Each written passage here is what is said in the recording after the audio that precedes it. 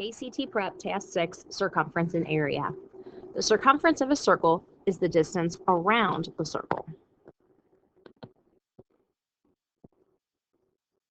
To calculate the circumference, there are two possible formulas. The first one is simply pi times d, which stands for diameter. I would suggest that you draw a picture of a circle with a line slicing that circle in half to demonstrate that this line stands for the diameter. The second formula is simply circumference equals 2 times pi times the radius. And again, I would suggest drawing a picture to identify halfway through the middle of a circle is the radius. There is a hint when you do these, especially for ACT, you'll be looking at you should look at your answer choices. Sometimes the ACT will use pi or 3.14. So let's do a couple of examples. We're going to find the circumference giving each of the following information. In the first example, it tells us that we have a circle with a radius of 5 meters. So we're going to first choose which formula to use. We know that we're using circumference, so we're going to choose from each of these two. The first one shows that we should use diameter, and the second one indicates radius. Since we are looking for the formula with radius, we're going to choose the second formula. So we're going to write everything in the formula. The circumference equals the 2 times pi, but we're going to leave a space here for the r. We're going to replace the r with what's given in our information, which is a 5. So we're going to go ahead and calculate that in our calculator, and we have 2 times 5, which is 10. And our first answer choice is going to be written in the form of pi. And so our first answer would be 10 pi. Or you may see it in this format. If you plug it in your calculator, 2 times pi times 5, you would get the answer 78.5. Both are correct. Both are equivalent. When you're doing the ACT, you will look at your answer choices, just like it says in the hint, to see if they're using pi or 3.14. So let's go ahead and do number 2. This time we're looking for the diameter. So we come up to the first formula, and we're going to write everything, except we're going to leave a space for the d. We're going to plug in, give myself a little bit more room. We're going to plug in the given information, and in this case, it is 12.6. So we're going to go ahead and just rewrite it. The number coefficient always comes first, and the symbol comes second. So our first answer is 12.6 pi, and our second answer is found by throwing this in your calculator, 12.6 times pi. And when you do that, you should get 39.564. All right, let's do one more example. Again, we look at the directions or the given information. This time they gave us the radius, so we go to the second formula, and we're going to rewrite everything in the formula, except we're going to leave a space for the r, and we're going to, again, I didn't give myself enough room. We're going to plug in the given information. In this case, it's 7.125. So we're going to multiply 2 times 7.125 in our calculator, and we're going to write it in terms of pi. When you do that, you should get 14.25. Pi is our first answer. Or this time we're going to go back to our calculator, and we're going to plug in 2 times pi times 7.125. And when you do that, you should get 44.745.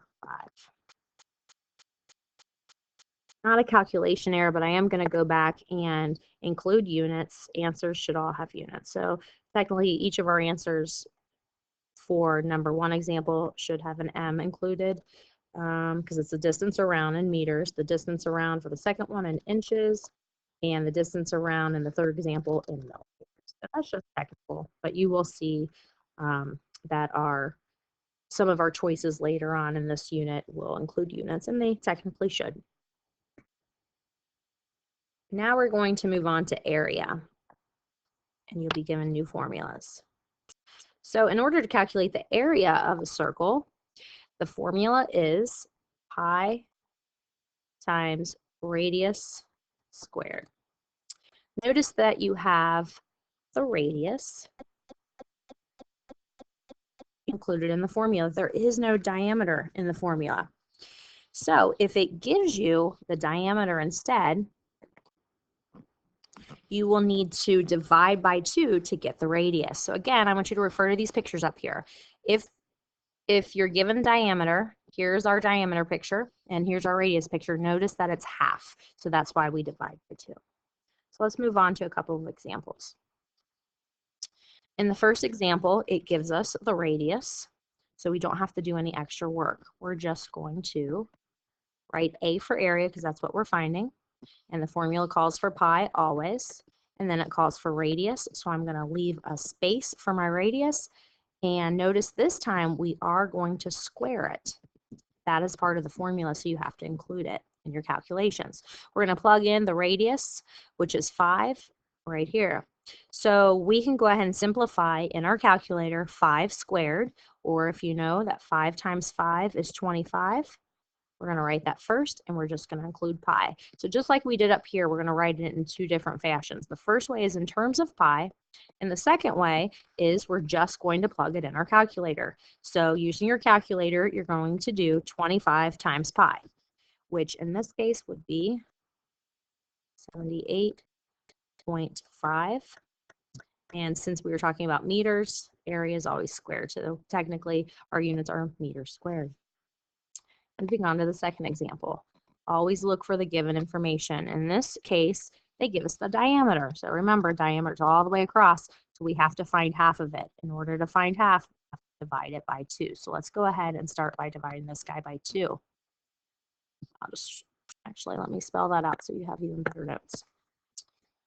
Let's show that for this example, we take 12.6, we're going to divide it by 2. And when we do that, you should get 6.3. Now we're ready to go with our formula. We always start with A when finding area. We come up to the formula. It shows pi times our radius. Now that we have our radius here, we can plug that in, and we're going to square it. The first answer is going to be written in terms of pi, so we do have to go to our calculator and square 6.3 square, or go ahead and put in your calculator 6.3 and square it using the square button. When you do that, you should get 39.69, and our answer is in terms of pi. Write the word or. We're going to go ahead and plug 39.69 times pi in our calculator, and you should come up with 124.6266, and our answer is in terms of inches squared. All right, moving on to a third example. Again, go up to the information. I like to underline important information, so I increase my chances of getting the problem correct. So in this case, it's radius. We don't have to do extra work, so we go straight to the formula. That should have been an A. Go back here. All right, so area equals pi times the radius. I'll leave a big space for that one, squared. I'm going to plug in what they gave us. Since they gave us the radius, 7.125. I'm going to go ahead and square that in our calculator. When we do so, we should get 50.766. Our first answer is in terms of pi. And then for our second answer, we're actually going to go back to our calculator, plug this number in, multiply it by pi, and you should get 159.404. Our units are millimeters squared, since we're talking about area. Lastly, let's move on to our ACT practice question. It asks, what is the area of the circle in millimeters squared with a diameter of 10 meters? That said meters squared, and this says 10 meters squared. I hope I said that right the first time. So notice what I did. I underlined and circled and highlighted, whatever you like to do. Keywords, I circled area. That means I'm going to have to come up to my area formula. And I underlined diameter. So let's go ahead and write the formula. Area equals pi r squared. That's our first given, is choosing the correct formula. Secondly, I'm going to leave a space for my radius, but look, we were given the diameter. So to find the diameter, we have to take half of it, and you know that half of 10 is 5. So I'm going to plug that guy in, and I'm going to square it. So let's do that. 5 squared, or 5 times 5 is 25 in terms of pi. And I'm going to come over here. If you recall back in the beginning, we gave you a hint, and it says when you do these, look at answer choices. So I'm going to stop after my first answer and look over here and go, oh, these guys all have pi in their answers. That means they want us to find it in terms of pi, which means you don't have to do the second calculation by plugging in 3.14, because now I just match it up. If our answer is 25 pi, I look over here and see that's exactly how the ACT wanted us to find it. So C is our correct answer.